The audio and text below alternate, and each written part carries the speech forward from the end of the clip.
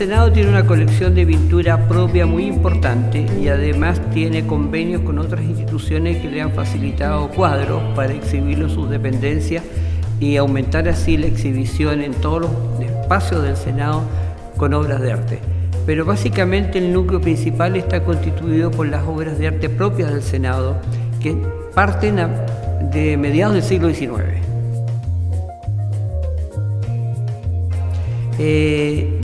No sé si por una norma, por una costumbre, por una tradición, los senadores en esos años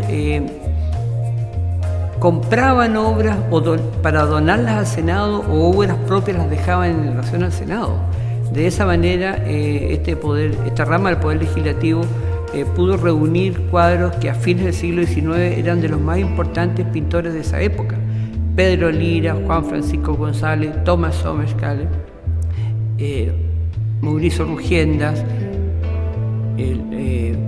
maestros como Paulo Burjar, Onofre Jarpa, por ejemplo, la antigua familia Jarpa, que tuvo parlamentarios desde mitad del siglo XIX, donó pinturas del pintor Onofre Jarpa, ¿no?, del siglo XIX. También algunas pinturas extranjeras, ¿cierto?, que fueron incorporadas como patrimonio al Senado, producto también de adquisiciones. Es decir, el Senado en esos años, en remates o en ofertas de obras de arte, ponía recursos y adquiría algunos cuadros.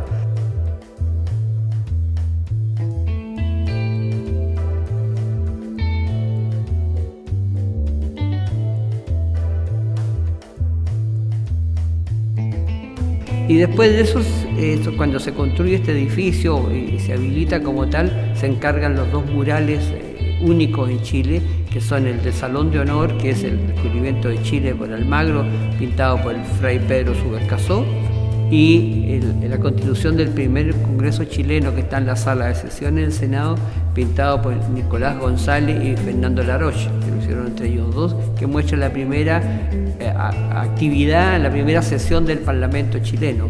Entonces, ese tipo de obras tienen un valor económico incalculable y luego tienen un valor artístico de primera categoría, porque son los principales pintores chilenos que están en algún momento incorporados a la colección del Senado.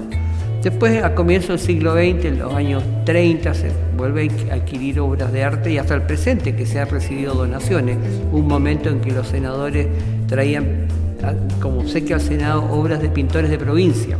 Es decir, senadores de Concepción donaron obras de pintores de Concepción, de Temuco, de Talca, de Valdivia, y eso están en la colección en este momento con Ricardo Banter, Hardy Vistuba y Riesenberger, que es la barca fue un Riesenberger, que es de Concepción, de Talca, de La Serena. También fueron incorporándose obras más contemporáneas hasta las de ahora. Incluso se compraron hace pocos años atrás 2 cuadros de Concepción Balmes, ya cuadros modernos. Pero también hay otra etapa importante, que es en los años 40-50, cuando el Senado decide encargar retratos de personajes históricos.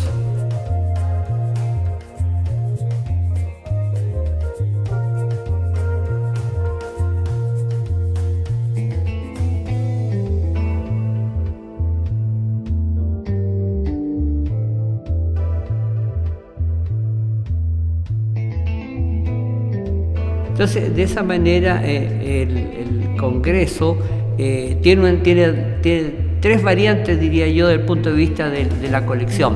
Tiene un conjunto de retratos históricos de personajes nacionales chilenos de primera categoría que fueron senadores, ministros, presidentes de la República o presidentes del Senado o legisladores que jugaron un papel importante en algunas determinadas leyes. Por otro lado, tiene una pequeña y notoria colección de pintura contemporánea, que es de los años 70, 80, 90, y después tiene la gran colección de pintura clásica chilena de mediados del siglo XIX hasta los primeros años del siglo XX, que son el patrimonio, si lo miramos económicamente, el de más alto valor económico, porque son cuadros o de Pedro Lira o de Onofre Jarpa o de Paulo Burjar, que son sin duda piezas de alto valor y además de gran formato que están en los salones.